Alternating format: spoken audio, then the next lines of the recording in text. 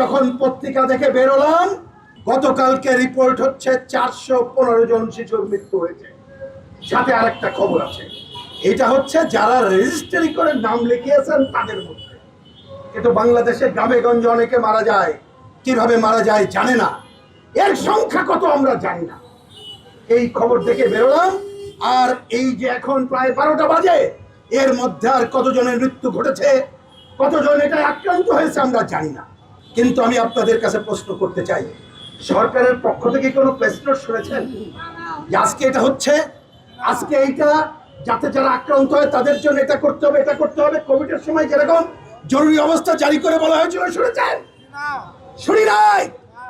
আমি তাই অনতিবিলম্বে দাবি করি, আর যাতে একটি শিশুর মৃত্যু না ঘটে তার জন্য সরকার দায়িত্বশীল আচরণ করে। এইবার আসি, এই ঘটনা ঘটলো কেন?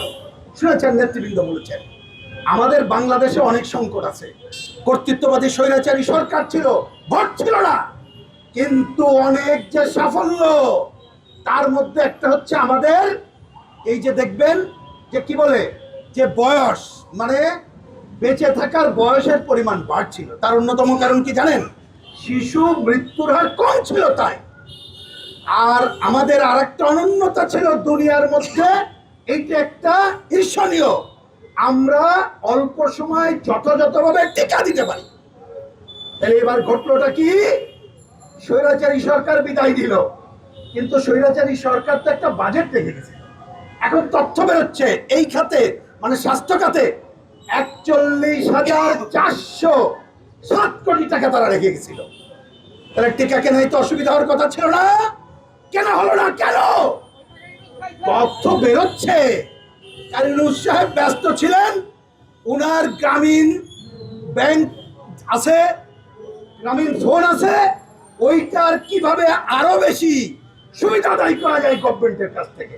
উনি যে ট্যাক্স ফাঁকি দিয়েছিল সেইটা কিভাবে মওকুফ করা যায়, নিজের যে অনিয়ম ছিল, ওনার নামে যে মামলা ছিল, এটা কিভাবে প্রত্যাহার করা যায়, কিভাবে ইউনিভার্সিটি নেওয়া যায়, ওইটাই ব্যস্ত ছিল। আর নূরজাহান নামে আরেকজনকে স্বাস্থ্য মন্ত্রণালয়ের দায়িত্ব দিয়েছিল। আমি ভাই পত্র পত্রিকায় পড়তেছি, ভালো জানি না, সেটা কি 3 জনকে দায়িত্ব দিছিল। তারা ইউনিসেফের কাছ থেকে আমরা টিকা কিনতাম, এসে বলছি ইউনিসেফের কাছ থেকে কেনা যাবে না। এটা কোনোদিন শুনেছেন ভাই? ইউনিসেফ বলে হুঁশিয়ার করছে কেনা যাবে না। আমাদের সাংবাদিক ভাইরা খুঁজে বের করছে, কারণ হচ্ছে ইউনিসেফের কাছ থেকে কিনতে গেলে নাকি কমিশন পাওয়া যাবে না, বাইরের থেকে কিনবে কমিশনের জন্য। আমি ধিক্কার জানাই এবং দাবি করি এই সরকারের কাছে, এই তথ্য যদি সঠিক হয় তাহলে এদের বিরুদ্ধে ব্যবস্থা নিচ্ছেন না কেন? স্বাস্থ্যমন্ত্রী, প্রধানমন্ত্রী, অন্য কথা শুনতে চাই না।